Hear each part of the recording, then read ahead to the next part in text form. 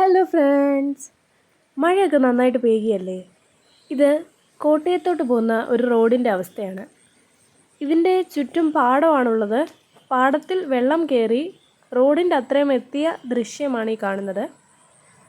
സൈഡിൽ നോക്കിയാൽ കാണാം, റോഡിൻ്റെ ഒരു ഭാഗം ചെറുതായി മുങ്ങാൻ തുടങ്ങിയിട്ടുണ്ട്. ഈ വഴിയിലൂടെ പോകുന്നവർ സൂക്ഷിക്കണം. ഇതുപോലെ തന്നെ പല ഭാഗങ്ങൾ കോട്ടയത്തും പത്തനംതിട്ടയുമായി മുങ്ങിയത് നമ്മൾ കണ്ടതാണല്ലോ. ഇത് കോട്ടയത്തോട്ടുള്ള വഴിയിലുള്ള നാലുമണിക്കാറ്റ് എന്ന് പറഞ്ഞ ഒരു സ്ഥലമാണ്. അവിടെയും വെള്ളം കയറി റോഡിൻ്റെ അത്ര എത്താറായി.